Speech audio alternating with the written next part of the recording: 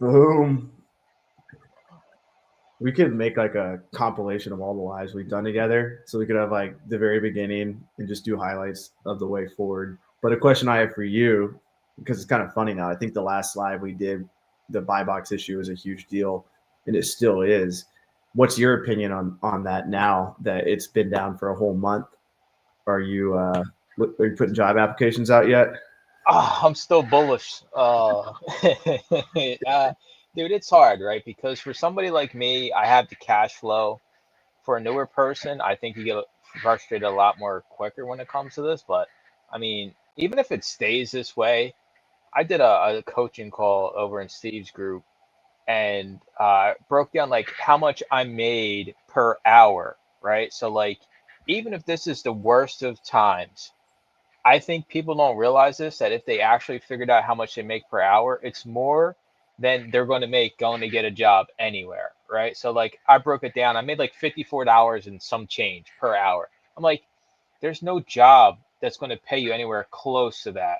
So I think people just get carried away with it. And if they really understood their numbers, you wouldn't be as like petrified and like this is it. Like even if it stays this way, you're still going to make more money doing this than you can if you went and just got a job and work for somebody else. And you still can scale this business even with this going on. Sure, you got to change some things along the way and make some, you know, big changes possibly to your business. Yeah, but that's any business, dude. No business stays the same. If you do, you go out of business like Toys R Us and Kmart and Sears and everywhere else. Yeah, 100%. Are you noticing? Is there a difference with CDs and DVDs? 100%, dude. So here's my theory on it, right? Because everybody's just got theories. A lot of the huge mega bulk sellers are booksellers, right? Now, a lot of them don't do as much disc media heavily. So if you look at the mega sellers in the books category compared to the CDs and DVDs category, you don't have as many merchants that are selling shit for $2, right? So in the CD and DVD category, we're not as affected, and most of us that sell CDs and DVDs have new inventory that Mm-hmm. is still buy box eligible. So yeah, it's definitely not never hits me as hard the past three times it's happened because I'm like 70% disc media. But yeah, dude, it's I think the books are just there's so many huge players that sell their items for under $2. You're never the discrepancy is too big to ever win the buy box from them because their price is so low. So even if you go $7, $8, they're still going to give it to the merchant at $2. So that's what I think is causing the people that are only selling the books to be down like 60, 70% versus somebody like me who winds up down between like 20 and 30%. But like I Awesome. said, I don't know, man. Yeah, that's good. Do you know about the used buy box specifically for used media versus books? Yeah, so I actually did some research. The it's still happening. Condition is more of a bigger thing that it used to be, right? I'm having the go-to lister call this Saturday, and I'm gonna dive into a little bit more. But condition does play a role nowadays with this buy box issue, whether it's permanent or not permanent. So I just challenge everybody to take a look at their conditions and condition up versus conditioning now down. Like it never used to matter. I just tell everybody condition everything good. I think that's changed almost upside down completely now that this is going on for a month. And I personally started conditioning my items differently. I'll tell you right now, I don't condition anything. I don't condition anything good or less anymore. So Mm. I won't go into specifics because then the whole damn community is asking me what I'm conditioning, how I'm doing it. But yeah, I'm not doing anything good anymore. Everything's above good. Yeah, there's no point not doing it. If you look at the actual condition guidelines on Amazon, they're pretty pathetic. Like you'd be surprised at what you can get away with for an item that you list as very good or like new. Like theoretically, you can list an X library book as like new. So what you're saying is when they list would go to lister, click that LN button before they get started in their batch. I'm not going on record, but you did. Yeah. So just remember that condition does play a factor now, and everything I've said for the past 5 years that just send everything is good was valid up until a Yeah, month ago. yeah. As a consumer on Amazon, because I've always been, you know me, I've always been on the. I'm not. It's for me. It's just about the speed. I like to have one condition and just get it out the door. But sometimes I have a batch and I'm like, all this shit's like almost like new or even new. There was a phase like in 2019 where I was listing books as new, and people still do this. Like they have books that are in new condition. They've never been read before. maybe even they have a remainder mark on it. And I know a lot of people that sell those books as new. This is not advice. Make sure that you have a seasoned account if you're going to make sure you know the rules before you break them. That's the key there. But for me, it's always been about speed. Like I've done like a lot of liquidation deals, and thinking of sitting down and conditioning each one was like, and Greg Murphy told me back in the day that, or no, it was Greg Murphy or somebody at one of those events said, whatever the buy box is, like people don't look at condition. So like if you win the buy box, you're going to get the sale. And so I was just like, okay, Roger that. But as a buyer, maybe it's because I'm an Amazon seller, but when I go to buy a book, I almost always look for very good or like new if I want to buy used. Because like we're booksellers, we know that if we scroll through the offers, like unless it's Goodwill or something, if it's Goodwill, I'll buy because I know that they do what we do. Like they just list everything as good. And so if you buy from Goodwill, there's a high chance a good or acceptable book's going to be in good condition or very good condition. And so I've always been skeptical about that too, low key. But I just don't have the patience to sit there and change from like new to very good, whatever. So I think a good strategy is like, if you know your lot is like mostly good condition books, then maybe do very good or like new, if that's going to get you the buy box. Because if we have evidence of that, you should definitely chase the buy box. There's concrete evidence. I went in and did a little bit of research. There's actual proof that the condition matters. Even so, if you're good and I'm very good, and you're priced cheaper than me, even though you're good and you're in the cases I was looking at was around $1 difference. You're $1 cheaper. We're both FBA. You're good. I'm very good. You lose. I win. Mm-hmm. So clearly it matters. But yeah, it's like you said with that remainder book. People sell them as new. People, if you follow I think the problem is people get caught up with what their standards are and what Amazon standards are, right? So if you go look at what like new is, I said an X library book can be considered like new in Amazon standards, but 95% of booksellers are like, there's no way an X library book can be considered like new. Well, we're not playing by your standards. And I understand a lot of people that sell books care about books. I'm just doing what the platform expects of me. Yeah. And if it's going to be like new and I have a chance to make more money, well, then you get the people that are like, well, Avery, you're going to get all returns now. No, you're not. You're going to outweigh your return percentage by making more sales by higher grading your items than you are the 0.5% increase. You're going to returns are non-existent in media. I'm under 3%. Like when people start talking about returns, I'm like, it has no effect on your business. Mm-hmm. That's good. Let's see. Avery, do you think Bitcoin, Ethereum, or Solana will have more potential in the future?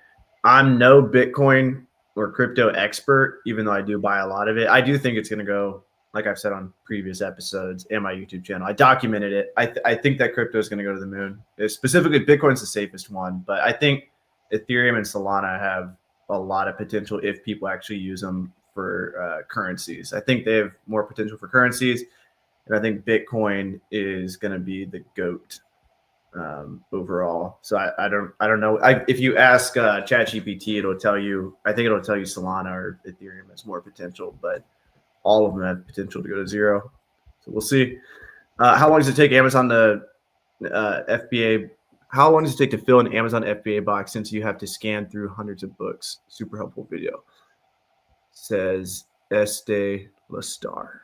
Dude, I mean, think about it. We've had times where we walk into a store and one shelf is like, I think the most I ever hit in a row was like 13 accepts in a row. And they were all like how to paint hot rod books. They're like smaller, skinnier paperbacks. But like, it really depends on the quality of the items you have. It could be, I mean, if you're talking about listing or just finding enough to fill, like I do the Lowe's boxes, 16 by 12 by 12. You can fit about 40 books, 82 DVDs, and like 180 CDs.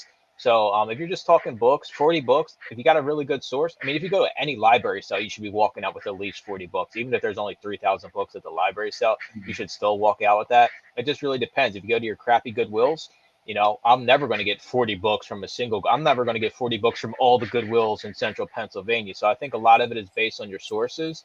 But I mean, it's not going to be like you're going to be grinding. It's going to be like you were out all week and you only got one box. It's not like that. You're going to find profit. It's just a matter of scanning. You can expect about, usually for me, it's about an 8% accept rate. So every 100 I scan, I get 8 books. If I need 40 books, I need to scan 500 books to get my 40 books. So that's kind of where you're at mentality wise when it comes to how much stuff you actually have to scan. Mm-hmm. I'm wondering if right now, like there's better books out there because people are a little bit bearish on the whole situation. Like I'm wondering if you go into like an average bookstore or library sale, if there's just more books on the shelves.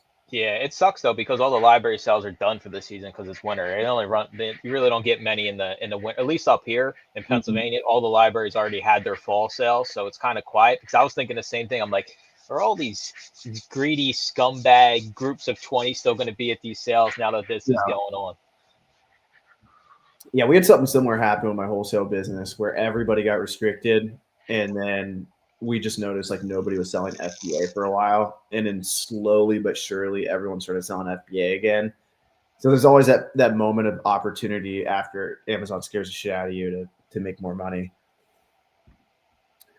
So Mike, what changes are you implementing to win buy box now other than up in condition? Anything else? It's just going to be your condition basically, and don't send in slow moving shit. I know that sounds stupid, but I literally recorded a podcast the other day, and I was talking about how my average sales price went down from last year, but my units sold was up like 70% over last year. So my whole game plan this whole year has been sell through before this even happened, right?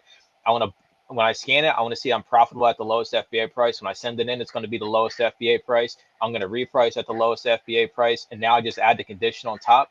Like I said, I'm really not getting killed as bad as other people, but I am more into disc media. I still scan all the damn books. It's not like I neglect the books when I go to the stores. It's just I don't have the best quality books around me, and the way the fees are structured on Amazon, I can find a lot more $12 profitable DVDs and CDs than I can find $17 to $20 books to make the same amount of profit. But you got to be, I've been telling everybody, man, for the longest damn time, you have to be aggressive with your pricing. We're paying nothing for this stuff. I promise you, if you just keep turning your money into more money, you will make more money. Don't be afraid to just be like, well, and Avery even said this before we started recording this. If you could sell all of your inventory today, we all would, because we can just go find it to replenish it over the next month, right? So that's the mentality I want everybody to have when it comes to actually pricing their shit. And it just gets super aggressive. You paid $1 for it. Do you need to max it out at $150? Well, what if you could get $100 today for it? Or would you wait 3 months to get $150? I'm taking $100 right here, right now, every single time. You can give me less than $100. I'll take $50 right here, right now. Yep. Do you track your turn rate? Yeah, dude, I turn and burn. I'm at like 25% of my inventory a month is sold. Nice. And at the end of the rainbow, when it's time to send them all to the incinerator, it's usually only about 30 to 60 units on the high end that I'm actually getting rid of on a rolling 12-month basis. So I'm sending roughly in a month, I'm sending anywhere between like 800 and 1,500 depending on the month. And I'm selling right around 1,100 a month. So I'm only getting rid of, a small percentage after 12 months of my inventory is actually being disposed of. Should we buy the dip as Amazon FBA bookseller? So Mike's been talking about this a little bit, so I'll chime in. I mean, books are going to be books no matter what, FBA is amazing, the opportunity we have with that. I mean, we all could think of doing MF, that's always an option. If buy box is there, maybe that's a good choice. But as long as FBA exists, like you can ship your books to Amazon and they do all the work. Like when that is gone, then we can have a YouTube video where we talk about the good old days. That's when we can sit down and say, man, do you remember when we could send boxes to Amazon, just send shit? Literally, it's still kind of like that. Yeah, the account shutdowns are crazy, whatever, but like you can just pack shit, send it to Amazon, and they'll do their best to give you a sale. And so right now I just focus on buying valuable books, maybe be a little bit more picky. Those books that had low MF offers at $5 to $9 with an FBA at 11, maybe those aren't your best bet, but all the books with like low merchant offers at 15, those are still fair game. And I guarantee you, if we look at all of our inventories and ran numbers, like those books are going to make you the most profit anyway. Your higher priced books on average are going to bring you most of your profit. Caleb Roth, he did a study many years ago, almost 10 years ago. Caleb Roth did a study where he looked at a bulk bookseller and they sold millions of books a year. And he found out that 40% of the books they sold made up like 3% of their profit or some crazy number like that. And he was telling them, he was like, hey, how about you guys just stop sending in all this shit? And this was like before removal fees and disposal fees, which are crazy expensive now. Like they're really like that's really changed a lot. This was before all that. And he was like, how about you just stop sending 40% of what you're shipping out? And they're like, well, what would our guys do? Like, what would our guys do in the warehouse? You know, and like it's there's always that dilemma of like most of your profits made by a little bit of your effort, and then your job is to maximize that effort and really make that effort bigger, and then scratch the old effort that wasn't bringing any profit, and then you're gonna have a new problem where out of all the new effort you have, now there's a small percent of your new effort that doesn't bring as much profit, and you cut that, and then it's doing that over and over and over again. And Mike's done that in a bunch of different ways. He's finding how to condition. He's finding that CDs, DVDs, whatever are good. And he's slowly fine tuning that 20% of his effort that's bringing 80% of the profit. And then that's the name of the business. And right now we're just dealing with the giant roadblock that some people are going to make it past and some people are going to go out of business. And it's going to keep happening over and over and over again, no matter what business model you're in. Do you have any videos on how to start selling DVDs and CDs? I mean, I'm pretty sure you just go to YouTube and type in how to get ungated on DVDs and CDs, and you'll get a bunch of videos. Most people use Christian Book. I'm not sure if they're still taking it for the actual category ungating, but you could do like Target, just find a DVD you're gated in, because you got to get ungated in the category before you can sell them. Buy 10 DVDs, submit the invoice, then you can start selling DVDs. It's going to just be like the book category. You're going to have a lot of restrictions in the beginning. But there's a lot of profit. And for those that don't know, the removal fees are going down on DVDs and CDs next year. So the removal fees are going down. So it's all in the same spot. CDs and DVDs. What'd you say? Just for CDs and DVDs. Well, it's based on the weight of an item. So anything that weighs less than half a pound, the removal fee is going down by 20 cents. So it'll be 84 cents instead of $1.04 to remove any single CD or DVD. Gotcha.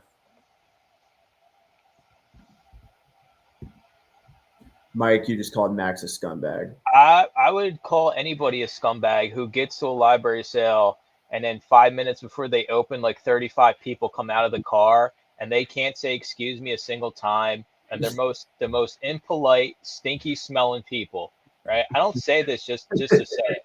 I stand in line with these people.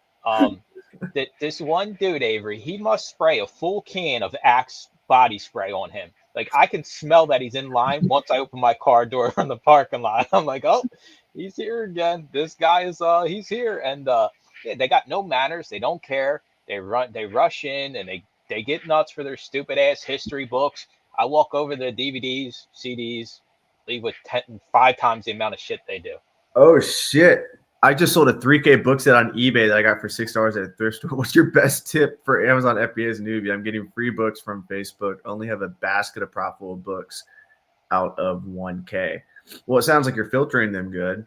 A lot of people get 1,000 books and they send in 500. That's not what you should be doing. So at least you're filtering them right. Congratulations on that 3K. She beat me, bro. She beat me on the 2K. I'm pretty sure everybody's beating me. I think like my highest sale ever from media on Amazon was like $275.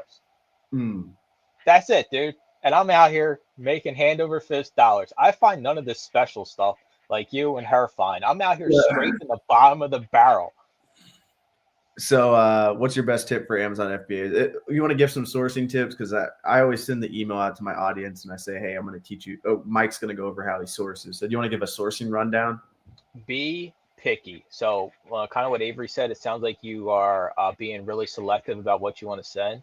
In the beginning, make sure you are sending items that have a high sell-through. So if I was brand new or the brother I don't have wanted to start selling on Amazon today, I say, you got to go see what your sources got, right? And you need to set up a trigger set that's going to be profitable. So when you go Google or go to YouTube, look up, Scoutly, Scout IQ trigger set. There's a line item in there. It says sales score. That's how many times an item sold in the past 6 months, right? So you can equate that. If it's a 6 sales score, that sells roughly once a month. You don't want that as a new seller because you have to earn the buy box in the book category. You only want to focus on things that are 24 plus. You want to send in books that sell at least once every single week as a new seller. So you still can get sales while you grow your business. A lot of it is finding weird sources that just is not the run of the mill. Don't, you can go to the Goodwills and Salvation Armies. Some of them are still good, but I want you to look at the mom and pop thrift shops.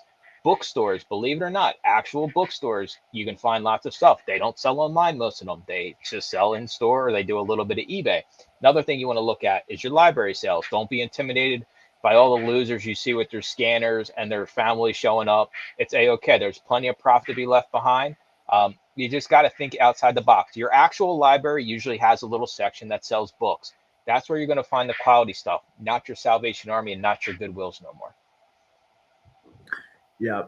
And just scan. Where are you located? Este La Star. A lot of it's location dependent too. Like the Goodwills might be good near someone, and then the library sales might suck, or they might be non-existent, or maybe they don't have the ongoing sales. Maybe Facebook Marketplaces pickups are great. Maybe Craigslist pickups are great. You kind of got to tap into what's good in your market. The bigger city you're in, the better. Northeast is great.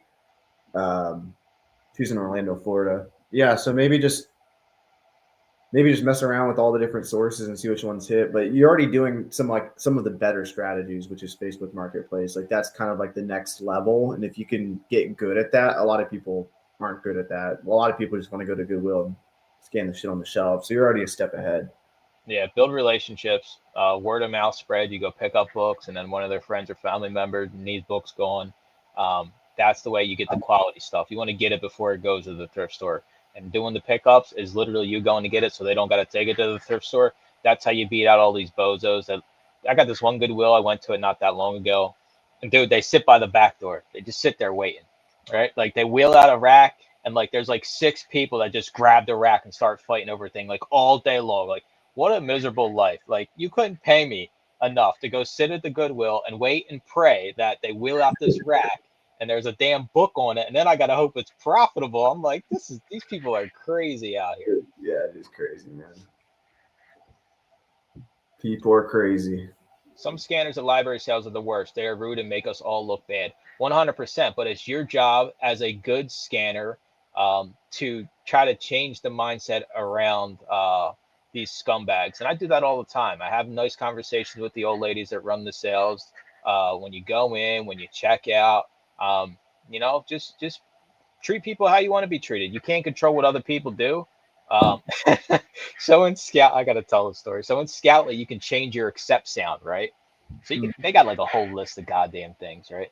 So I'm scanning the CDs at this library sale. One of the rats comes over, he's scanning next to me, and he's got his thing instead of like the cha-ching, you can have it set to say booyah. And he's got fucking booyah set on his phone. So I'm sitting here, booyah, booyah. I'm like, oh my God. And they all got to have their sound on. They all got to have their sound maxed out 100% level. This guy's phone is just screaming booyah every 20 CDs he scans. I almost busted out laughing. I was standing right next to him. Oh, man.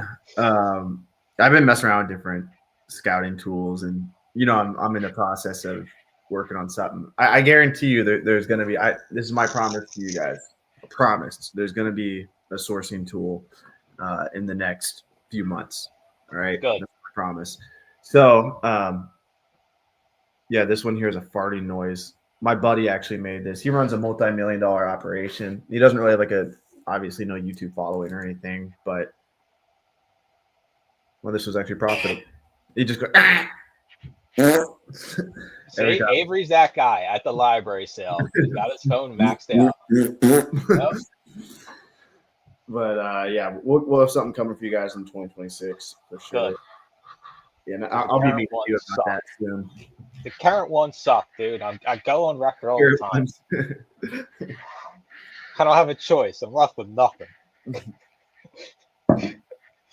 Have you noticed a lot of people quitting this month, Avery, due to buy box switch? Listen, those are quitting. They were already 1 foot out the door. If you're looking for an answer, you're going to find it somewhere along the route. I mean, yeah, I will say I saw 2 veterans quit.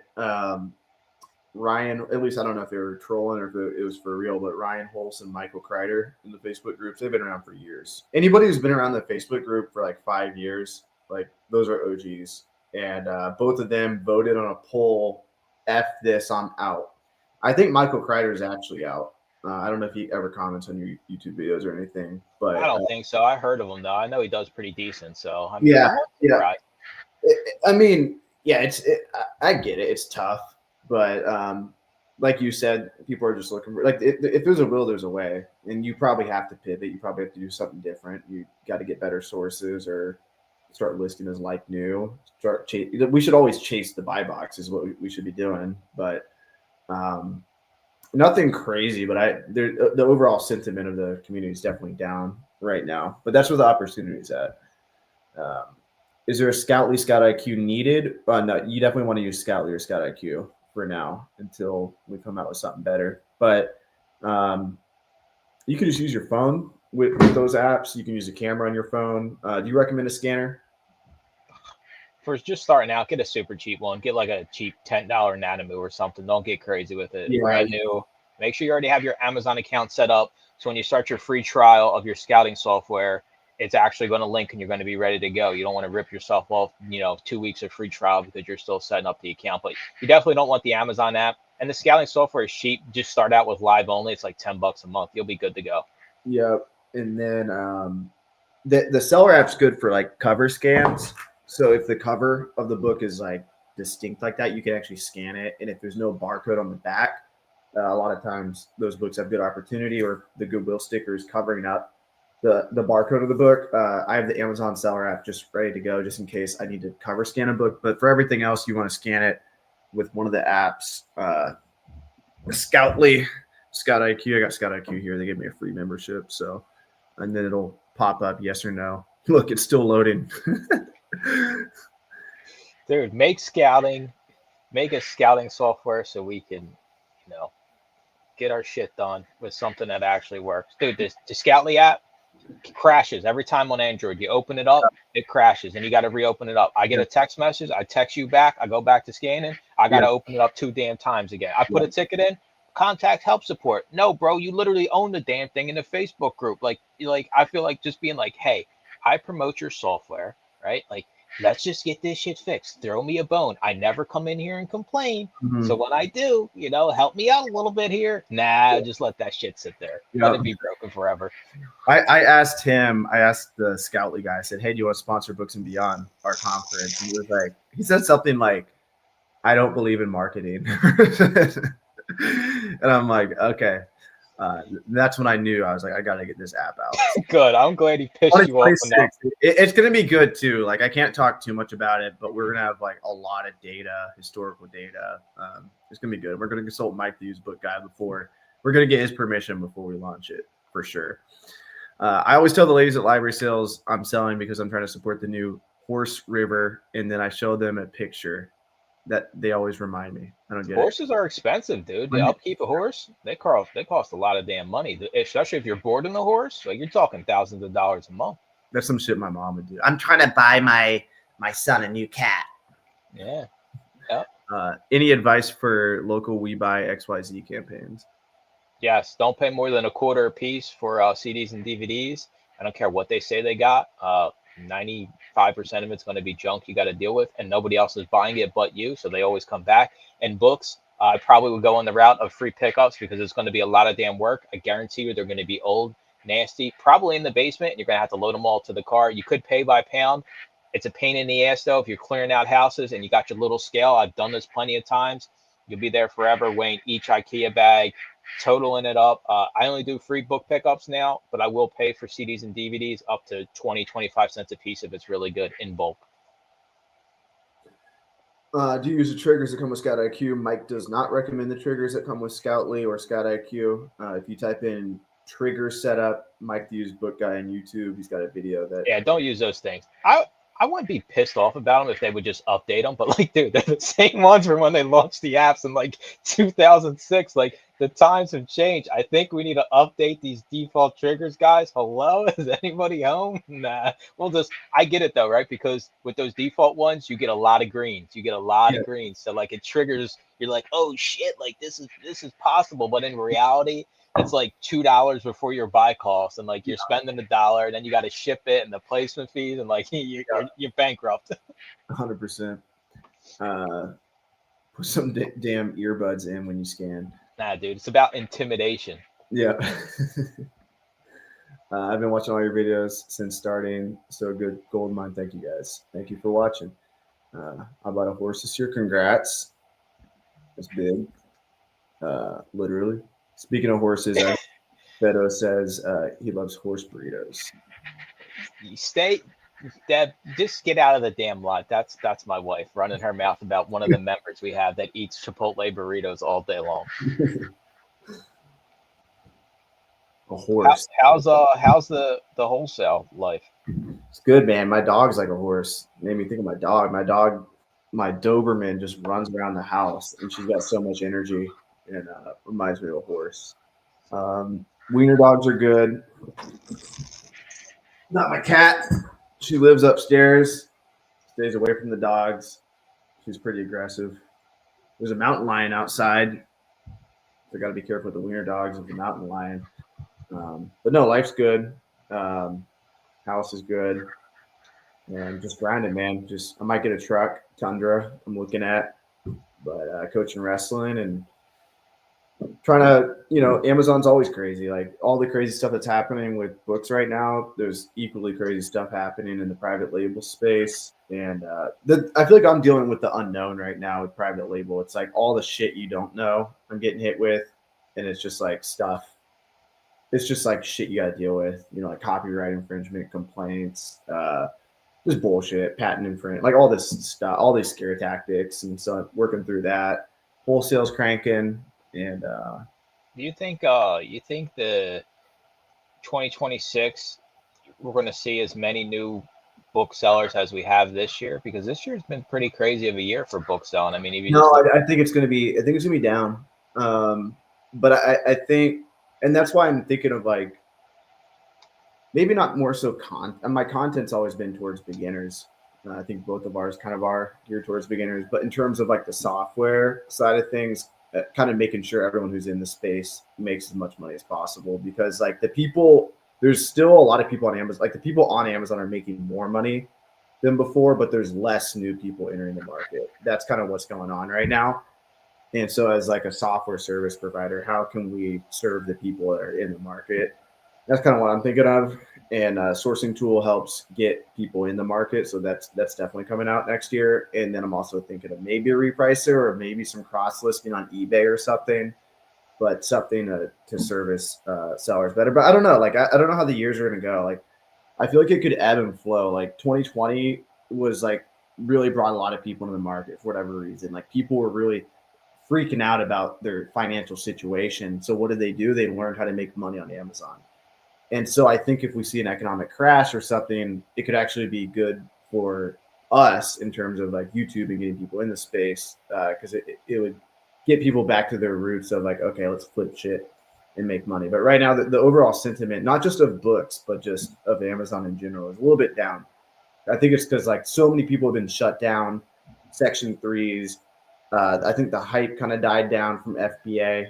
Like I remember a few years ago, if you said you sold on Amazon, people would look at you like you're a superstar, and now it's kind of like, wait, wasn't that thing a scam? Like you're actually doing that. Like that's my kids that I coach wrestling. They're like, wait, you for real make money? Because they see all the TikToks and Instagram reels. And I think a lot of people look at it as like an MLM scheme, but that's just like the perception of the Amazon business. But the actual Amazon business hasn't really changed too much. You're right. I think it's almost the opposite. Like you literally get in what you put out when it comes to Amazon. Like there's no differentiator besides like your location and your sources. Like if you just go out and scan as much as you can get way better results than me. You can get, you can have a 7-figure business. It's just a matter of actually putting in the time and effort. I personally, when it comes to like overall, like my channel members continue to grow, but not as much as when I first started. But month over month, I am up like my total actual paying like YouTube members. So I think it will slow down some. I think this one is gonna get a lot of people out. Like it's been, like you said, almost a month now. Tomorrow makes, officially started on the 3rd. Tomorrow's the 3rd. It'll be a month. I think this kind of forced a lot of people's hands who really weren't profitable to begin with, kind of out the door. And I don't think there's anything wrong with that. I'm a person that enjoys business and like having business sense besides just going and scanning things, like understanding your bottom line, your profit, how much you're making, how much you're spending. And I think when I started in 2019, you didn't have to have none of this shit. You just buy it, send it, forget about it. You're automatically going to make money. Now it requires a little bit more knowledge when it comes to actually owning a business. I think a lot of book scanners, they really don't have that. They just think you can just kind of get away with just sending whatever, but Amazon punishes you too much now with the fee. So I think it'll be down, but like you said, who the hell knows what's going to happen, right? Like, I mean, we live in crazy times anymore.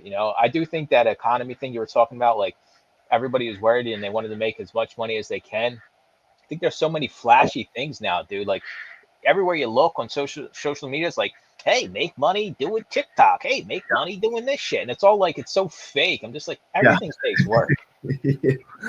Yeah, my wife did make 1,500 on TikTok last month, though. Say, dude, I mean, crazy. Like she's just chilling here in the house, like makes a video like once a month, and then she's like, "Yeah, I made 1,500 last month," and I'm like, "You should make more videos." You're like, "Yeah, I'm hanging it up. Can you teach me?" 1,500 for that. She's making a lot per hour. Like she probably works an hour a month, so like 1,500 an hour is not bad. Mike's bedroom's so cute, dude. Just shut up. A scouting app for Walmart would be great. Seller Amp has one. WAMP is what it's called.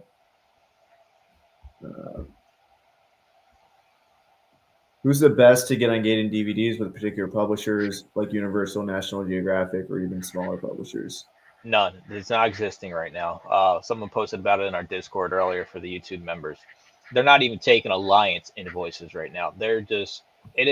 You can keep trying. You can submit a case, but if you're just going to submit it through the little thing here, there's a 99% chance it's going to get rejected. You got to go higher up the chain. You're going to have to create a case, have all your ducks in a row. You're probably going to have to create 10 cases if you have the actual legitimate documents. But even then, like, it's an uphill battle. It's not like it used to be with ungating. So if you do go that route, make sure you're going to be in it for the long haul, and you're not just going to submit it once and then be like, well, I guess I didn't get approved. I don't know what I'm going to do now. No, you got to be a pain in their ass.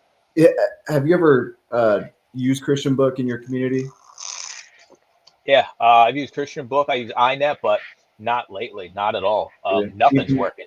15 plus tries, like the trying over and over again is not working. No, people literally have to create cases, and even then, they're still getting a runaround. It's I don't know what's going on with the gating right now. It seems to be across the board, not even just media, other brands and other categories as well. Yeah. How much is the price of these required softwares going to go up once? We'll see if the price goes up. So Amazon just recently raised prices for calling their API, so it's not going to affect GoToLister too bad. But I'm curious if the live plans on Scout IQ and Scoutly go away, because that's really what taxes the system is doing, live calls. So ironically, they charge more for the database, but the database actually saves them money because it doesn't require a live call to Amazon. So maybe we'll see the live plans go away next year. Maybe we'll see an increase in pricing in the sourcing tools. I think Scoutly has enough users and Scout IQ where they could probably eat it, but I don't know. We'll see. To be determined. Once you launch yours, I'm on day one. Heck yeah. I'm going on record today. Day one, I'm out. I'm gone. See, I don't care if they say, Mike, you can have it for free. See you later. Bye. Yeah, I'm definitely gonna get you on a few calls. We almost have the MVP ready, so. So everybody was freaking out because they couldn't send stuff to GoToLister for like 4 days. Do you want to make a public apology to me for having to deal with all the yelling and crying over in my community that GoToLister was not working and you were nowhere to be found? It was the weekend. People were spiraling. It was the end of times. Avery took the money, moved to Mexico. We're never seeing them again. Yeah, I accept full responsibility for that problem. And honestly, it was me assuming that my developer was going to look at the things that were going to happen. We changed developer accounts, but you don't know till you know, and then just like we had to start over from square one and build up the account. We're still building it up. We're trying to get that send now option live today. So hopefully we get it out, but things like that suck because it was like an unnecessary change. And like we could have gone back to the old developer account, but we'd rather just push through and not have to keep going back and forth. Fair enough. Apology accepted. Kind of, sort of, maybe a little bit. Man, dude, people were. Oh my God, Dude, it was like I don't blame them. They pay for one thing, and that's to get boxes out the door. And it's like, that's literally why I created Go To Listers, because other like listing is like when listing's frustrating, it's the most frustrating thing because it's not fun. You have the inventory in front of you, and then when it doesn't go out, you're like, what the fuck? Like this is literally what's going to make me money is sending this to Amazon, and now I can't do it. So I picked a good weekend to take off. We had our yearly Christmas family gathering, so I didn't. I picked a perfect weekend to take off. Everybody's freaking out, like I don't know what's going on. I texted you about it. I'm like, I haven't heard anything from Mike. Let's see what he's up to. Yeah, I had stuff sitting around. Like I'll just run one through for you today, and it worked fine for me. But that was after the weekend when everybody was already spiraling to the end of times. Avery hasn't made a post in the group. What's going on? I'm like, oh my God, it's like tracking Santa. What's Avery doing every second of the day? I don't know if I moved to Mexico. I skipped Mike and complained to Avery directly. Fix faster. That's the benefit of using a software with somebody that's in the space and somebody that'll answer your message. That's the whole reason why it's the best damn one out there, because guess what? No one else is going to answer you. No one's going to give you a straight answer. I mean, there's no other developers that are going to be active out there and be like, hey, yeah, message the developer of the app and you'll get back there. Ain't going to happen. It does not exist in this space. So yeah, don't complain to me. Just complain to him. Next time this shit happens, I'm just going to here, go DM him on Instagram or wherever. You guys already know it though. Yeah, looking at you, Skelly. I got a ticket open from November 20th, still not answered. I don't know what I give up. I give up with that damn software. Yeah, it'd be so easy for them. I see some of these softwares. I'm just like, my mind is blown on the stuff they don't do. Even 3 Colts, such a big company, so much money. I know I'm not the best entrepreneur in the world, obviously, but it's like sometimes I see them and I'm like, what are you doing? Looking at another, you can always see like the problems of other companies, but just being in the space and seeing these giant companies buy all these businesses and consolidate them that have nothing to do with each other, and then have like no influencers on board with them, and like no real connection to the community, blows my mind on how you thought that'd be a good business plan. Maybe maybe what they're doing works in other industries, but in our industry, you definitely need that personal touch. Dude, the crazy thing is, right? Like, you don't even gotta have the best product if you're willing to relate to the people that are in the space and be responsive to problems when they occur, right? So you could have an inferior scouting app, an inferior any software, but if you're having conversations with the people that are using it, you're fixing things as they arise, that customer feels like you're getting taken care of, they'll still use your product. Like I can't get through to these other. I'm like, just answer my ticket. Don't tell me to open a ticket, and then you don't answer for 2 goddamn weeks. Yeah, that is true. But I also believe the best product does win, and I think that's why Scoutly survived for so long. Is they do have a decent product. They developed so much shit. If you go to Scoutly like little settings, look at how many fucking things they have. So they had years of grinding where they just listened to one-off users and coded like solutions just for them that nobody knows about at all. And they're probably pretty good. Like if you like really dig into Scoutly, there's some cool stuff you can do that no one knows about, or they'll never know about because they don't have anyone to like communicate the message, And but I can promise you, like what we're gonna have in 2026 is gonna make Scoutly start copying again. Remember when they were copying Scout IQ? I don't know if you're really.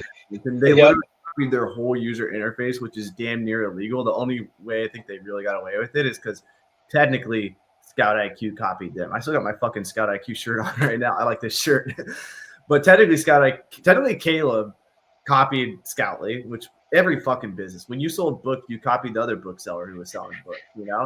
But we're gonna put them on their toes again, on their heels, because like it was funny seeing them copy everything that Scout IQ did. And I guarantee you, once we launch the new UI and everything we're working on, like I promise you, some shit's gonna change real quick with Scoutly. It's gonna be. I'm excited for it. The question is, do I just get completely cut off from my affiliates from Scoutly. Like when Scout IQ sold, they completely cut off all my affiliates that I had with Scout IQ. Right. So the question is, when I make the switch, am I just gonna get nothing from them Dude, because they're like, this guy's a goddamn traitor. I wonder if that happened to me and I just didn't notice it. I feel like Scout IQ wouldn't have even done that intentionally. I'm not trying to even back them, but I feel like they're just they don't seem like they would like do something intentionally like that. I don't think they pay enough attention. I feel like maybe they would just do like a clean slate and just cut everybody off. Maybe that happened to me too, but that's funny that happened to you. Yeah. So we'll see what happens this go around. Hopefully it happens soon. I'm willing to give it all up, dude. Yeah, I know I say a lot of stuff software wise, but this one's gonna be fast for sure. We're already working on it. I can talk to you more behind the scenes. Bookstore closing, 70K book inventory. Haven't seen any resellers. Would you spend a few days there scanning all day to take what you can? Are there certain sections to scan or only scan all? It depends how much they're charging. Just because they're closing, they still might be greedy. But I mean, yeah, you should definitely be able to get in there and find a lot. You want to go to the nonfiction first, of course. And then if the books are under $1, you can scan the fiction. Otherwise, you're going to leave that behind. So move on. Usually the bookstores don't carry a lot of nonfiction in comparison to fiction because fiction sells better in person. There's a lot of fiction books that sell quicker. But yeah, I mean, definitely $1 a book. Yeah, I mean, you should make a killing. With the buy box, be a little bit more aggressive. Don't send in stuff that's slow moving if you don't have the cash flow. But 70K books at 10% accept rate, maybe even 5. You're still looking at what 3,500 books. So I mean, you should do really, really, really, really well. That's a lot of books. Like I would recommend the most important thing you can do is get in there first. The moment you're getting in there after anybody else, like the value's gone. Get in there first. Work out a deal. If you scan the first 500 books and it's a 5% plus acceptance rate, or you're pulling consistently profitable, high profit books, that's when you need to get a team of people in there. So like hire some people. It'd be worth, like if you scan 500 books and you pull, I don't know, 25 books at like an average $10 profit, or like that would be like an ideal situation. Like that would be like, okay, we really got to buckle down and take advantage of this. Then you can pay people $20 an hour. It doesn't matter. If it's less than that, if you scan and you get like 20 profitable books at like $5 profit, that's still $100 that you just found on 500 scans. Still good, but not like a gold mine. But you never know. A lot of used bookstores have a lot of crap, just fiction. So like Mike said, go after the good stuff first. Go after the nonfiction. But yeah, if you're buying a lot too, they'll probably cut you a deal. I'm like, I'm buying 2,000 books. Like, can we do like 50, 75 cents a piece? Like, nobody else is going to come in here and buy that stuff. But like Avery said, if you get one of these scanners that actually knows what the hell they're doing, and they come in and scan before you, you'll know the first 500 you scan if somebody else has been there. You'll also be able to tell by the shelving if is there a lot of holes in the shelving, or the books a mess, kind of dead giveaways there. But don't mess around with fiction. For under $1, I'll let you do it, but focus on the stuff that's going to sell, especially with this buy box stuff. If you have the cash flow, don't go bankrupt on it. Sirloin or filet mignon? Avery, what are you going with here? Dude, I can't even think of filet mignon right now. I can think of sirloin. I've never had one. I mean, I think I've had a sirloin, just like a normal steak, isn't it? I'd say ribeye, but sirloin's good. It's the smaller one, but filet mignon, I feel like it's the same in my head. I can't really think of what a filet mignon, but I'd say ribeye. I've never had either, so yeah. You never had ribeye either? Nah, I grew up in like the ghetto, dude. We didn't have fancy things to eat. I was talking about this the other day. People were like, was it easy like becoming a vegetarian? And I'm like, yeah, because like it wasn't like I was eating all this damn meat to begin with. I haven't even had like half the fish in the sea. Meat's expensive. Like carnivore diet's no joke.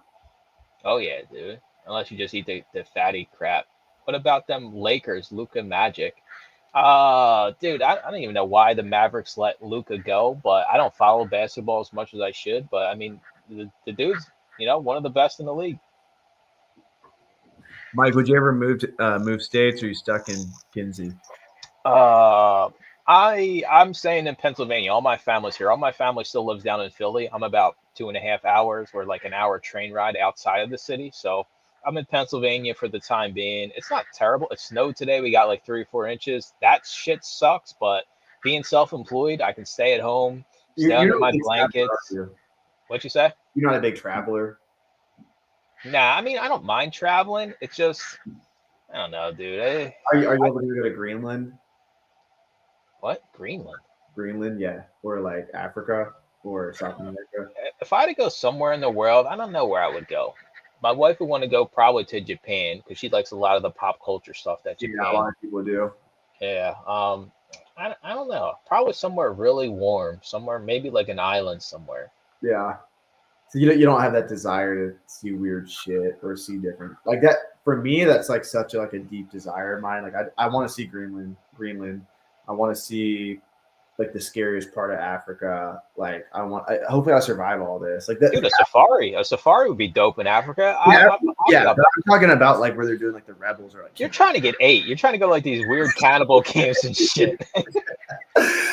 Like I don't know. It's something weird where like I almost like don't even want to travel for fun. I just want to travel to see the crazy shit of the world. Like it blows my mind how different places are. Like going to China, getting a fucking elevator, everybody like squeezes in like sardines. Like it's crazy, dude. Like and like then you realize how programmed we all are. Like we're just like all programmed to like how our society acts. But my wife wants to travel a lot too. We both have the goal to travel everywhere. So we'll see if we reach that or not. But so, like now that I have her, I'm like shit. Like going to Africa was already scary, but now going to Africa with you is like now I'm just thinking of you the whole time. Not that all Africa is bad, but there's like the middle part where the equator is. Like they don't fuck around over there. Yeah. Forgot why I asked that. I guess I'm thinking of like your goals. What are your goals for 2026? Amazon wise, personal wise, like Personal wise, I want to get a house, which means I actually want them to accept my offer and not get ripped off by somebody just buying a house with no damn inspection. That's goal Yeah. number one.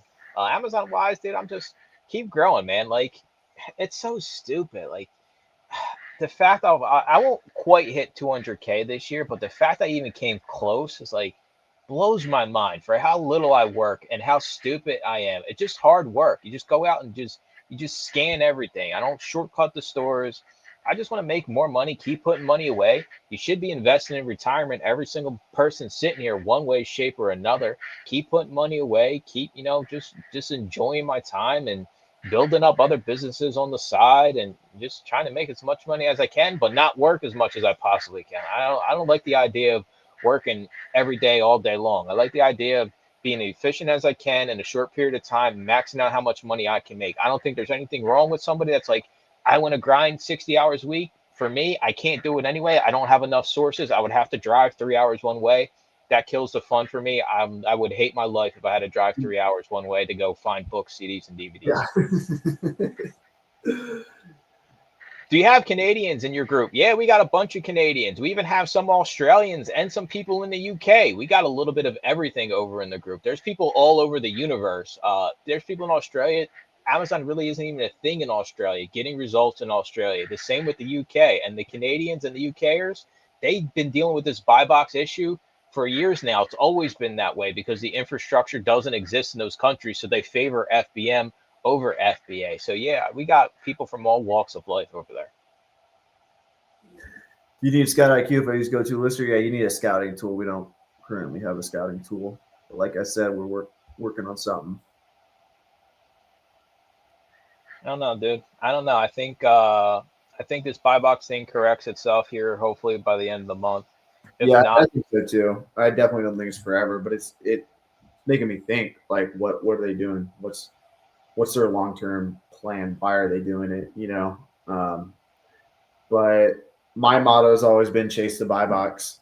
So however you can get the buy box best, do that. Mike's saying, better conditioned items. I don't think Mike's going to MF anytime soon. no chance, buddy. If the buy box goes to MF, I'm going to be telling you guys to MF.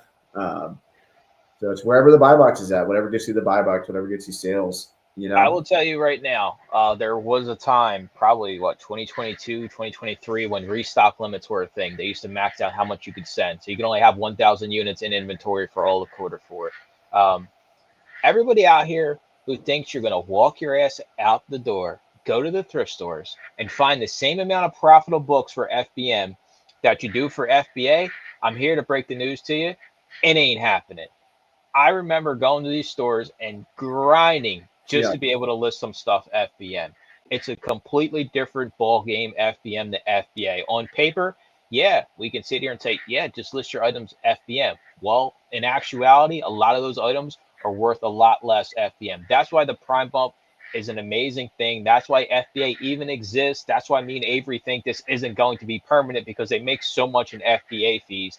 But don't think that you're just going to go find the same amount of items that you do FBA, FBM every single week, going to the same places. I live that life. It is not fun, and that shit is a grind. You're talking like a 2-3% accept rate. And the sad thing is, you'll scan ones and you'll see the profitable for FBA, and they're not for FBM. And a tear fell from my eye every single time. Yeah.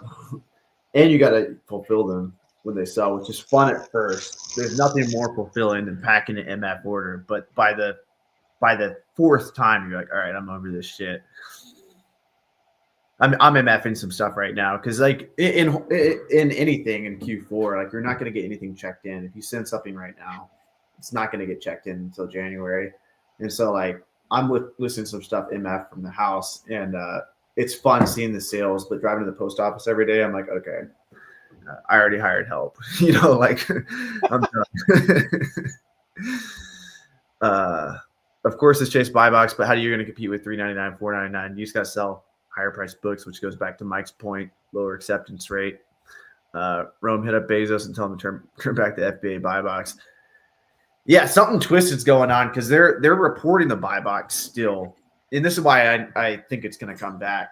I think it's going to come back because it's always came back, but I also think it's going to come back because right now they're giving Go-To Lister the buy box at the low FBA price. So, like, smart pricing and even buy box and Go-To Lister is still going to price it higher. So, like, there's still, like, the API is still, like, they're still calculating a buy box based on low FBA. And that's what they're returning to the softwares. But for sellers or for buyers on Amazon, they're seeing something different. So, I don't know why they're doing it. I feel like it's got to do something with the FTC case, but it could be something else too. Why didn't you have any Black Friday offers for Go-To Lister? We did. What? You missed the best one of the year, dude.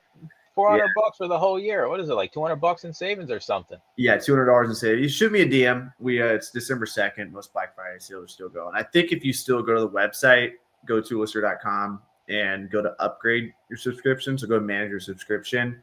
It's not live on the website, but if you already have an existing subscription, I don't think Dom took it away yet. You can still save $200, but that'll probably be gone tomorrow. So either DM me or try and upgrade your subscription now and let me know how it goes. So what's your outlook for the overall landscape of FBA in 2020? The fees are going up, right? We know the fees, there's going to be a fee increase, but do you see any other things that are foreshadowing 2026, or do you have any crazy conspiracies about what you think is going to happen here next year with Amazon? Do you think there's going to be more restrictions? Like, what do you think about the gates and everything? I think that things are going to keep going in the direction they are, but hopefully we see a pullback in Section 3s. Who knows? I feel like we went through, like, the auditing phase at Amazon this year and last year, so hopefully there's, like, less of that. Hopefully they fine-tune that. In terms of the fees are always going to go up. It sounds like CDs and DVDs are going down, so that's good. Buy box, I think we'll see a recovery by the end of the year. Next live will be interesting if the buy box is still not back. Yeah, I'll be live streaming from a tent under the underpass somewhere. And just Amazon overall, like, my motto is just, like, survive. What I mean by survive is obviously I'm doing everything I can to grow, but, like, don't go through an account shutdown, or don't screw this up forever, which I've screwed it up a few times in my career. So, like, just keep accounts healthy that I'm selling on. Keep doing the basics, keep finding good inventory, keep shipping boxes of profitable inventory to Amazon. Every year I've made more money, and I plan on continuing to do that. And just keep pumping the content on YouTube, and I think there's always going to be need for people to learn how to make money. I really enjoy teaching you guys too. So, Yeah, more of the same shit, honestly. And then, yeah, 2026, I feel like it's going to be like a 2025 for me was like kind of like a settling in year of like just doing everything, grinding. And 2026, I hope to do a lot more software updates, grow that side of things, and then just spend as much as I'm comfortable with on my Amazon business, money wise, and just keep grinding until I can get that farmhouse with the 8 dogs and the 4 cats, a couple llamas, and then I'll be live streaming from there. Same shit. I feel like the Section threes have quieted down. I think that's another thing that comes. I feel like everything Amazon is like waves. It comes and goes in waves. Like there'll be like 2 months where everybody's dealing with Section threes, and it'll be 2 months where nobody can get ungated. And now we Yeah, got this buy boxing. It's like it's just wave after wave, and there's always going to be something else. And I just yeah, challenge everybody, when this shit hits the fan, don't believe what Joe Blow is saying in the Facebook group because everybody's going to have some crazy conspiracy about shit. yeah. And somebody asked earlier, why does Amazon do this? Like the way I look at Amazon now is it's just such a big organism. Like it's like millions of employees. So there's no like consciousness attached to it. Like they don't know what the fuck they're doing. It's just like people doing their job. Everything's kind of detached. Like the fulfillment center teams detached from the account recovery. Like it's not like a cohesive thing that everyone knows what's going on. So we're just like we actually know more than Amazon probably knows because we kind of know what's happening. We know what we know what you can do to get ungated and things. We know what you can do to win the buy. Like we kind of know more than they actually know. So like when we open cases with them, hey, bring back the used buy box. Like they don't even know what the hell that means. Yeah, I had no idea. And so like it's our job just to find out how to deal with this like animal and work around that. And so um, that's why we say feed the beast. We're feeding like a literal beast. What do you think of the software that can take pictures? Gerard wants to know. I think it's still limited. Everything I've seen, even that one you sent me, Avery, like you can't do like a whole bookcase. It's kind of limited. I think because they reached out to me like, oh, you want a free account? I think it does sound neat.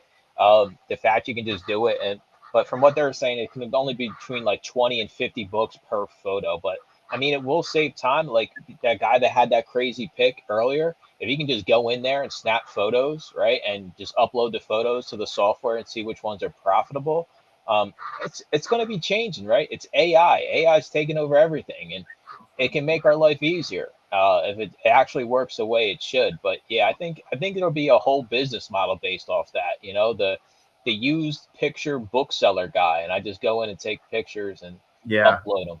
I think it's definitely the future. Somebody's going to do it. Hopefully we do it. But check this out. So this is an app. You can see the green is like what the AI captured, and then hopefully Tom from Scoutly's watching this so he can actually implement this. And then it shows all the books, and it was semi-accurate matches, not 100%, but you see it matched with that. This is some guy in France that made a software. He DM'd me, but I think AI is getting a lot better, and I think that's going to be a reality pretty soon. But that's going to be expensive because you're going to be doing so many API calls in one go. So it's not going to be like a $20 a month plan. But I pay $100 to go into a thrift store and scan every book in like 5 minutes. Like if it was a good thrift store, Hell obviously. yeah, dude, guaranteed. So Guaranteed. I mean, you could literally that would change so if it actually worked the way me and you were thinking it would work, yeah, like holy shit. Like I would spend so little time and have so much damn money, I wouldn't know what to do. I might be willing to drive 3 hours if all I gotta do is go in and yeah. snap a few photos, hit a few selfies real quick, grab them. Like that would literally change everything about book selling if this actually works and it comes to fruition in the mind we think it will. What do you do with books that you don't want at the free pickup? So you're already doing the right thing. You're taking them to the local bookstore for credit. I used to do that back in the day, and it sounds like you might be getting maxed out on what they're accepting. If they never tell you no, keep bringing them, like no problem. But if they eventually tell you no, you can just space it apart if you have that many, or have your husband go, or kids, or somebody else. If they're paying well enough, then it's worth it. Like if they're paying you $20 plus per box, then it's probably worth it for multiple people to go. But that's the best thing. Otherwise, you can call Salvation Army, Goodwill, any local bookstores are great. Call the bookstores near you and say, hey, do you want extra books? And a lot of times the books you don't want to sell on Amazon are going to be great bookstore books. Like they're fast selling fiction books. So just get in touch with the community and learn like who the players are, learn who the bookstore guy is, learn who is willing to work with you at Goodwill. Maybe they have pallet connections and start looking for people who want the books. And local libraries are great too.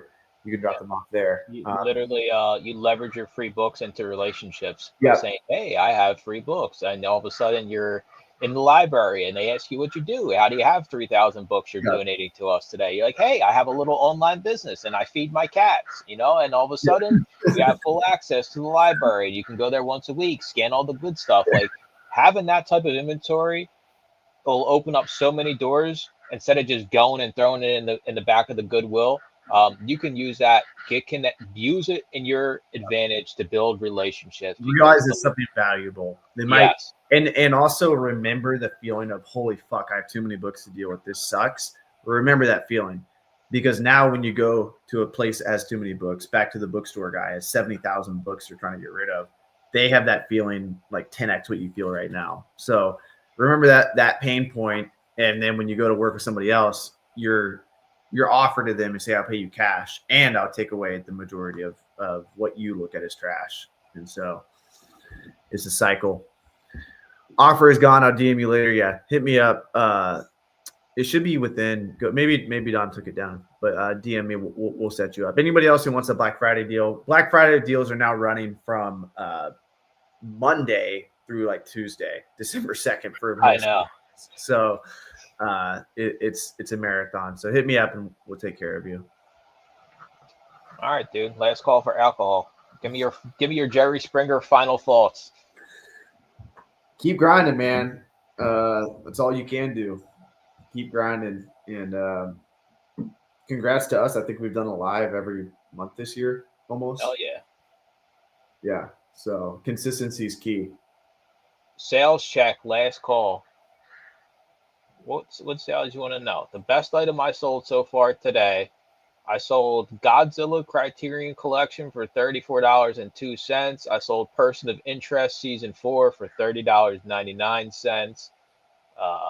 What else did I sell? That was decent. I sold this shitty movie called Blizzard for $6.49. So I probably made $1.25. Overall sales are $525 currently. All right, we got on my end 4K with wholesale stuff. There's a go-to Lister Flex right there, and then we're building up the private label 3,700 on the private label account right now. I can't share that because it shows my products, but how crazy is that? Shit from China selling for a profit. It's a good feeling.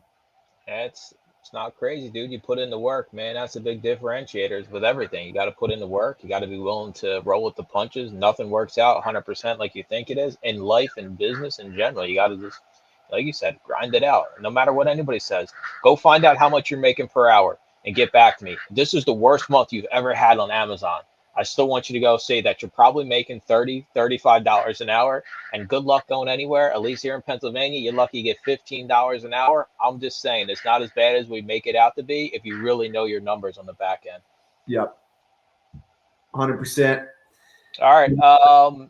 Saturday night for those go-to Lister users, we have our monthly coaching call. I'm going to be breaking down my actual conditioning, what my plans are behind conditioning moving forward, my actual concrete evidence of why you actually have to condition up. That'll all be in an email for you. So if you're a go-to Lister user, I better see your ass on Saturday evening, 6 p.m. Eastern.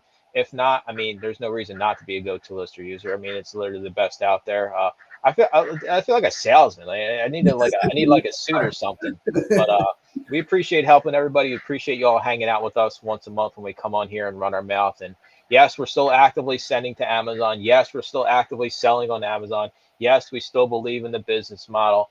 Yes, 2026 will be our best years going forward for both of us. And it just takes more work. It just takes a little bit more tweaking in business, but that's anything. Heck yeah. All right, brother. Thanks for All coming right, on. dude. Appreciate it.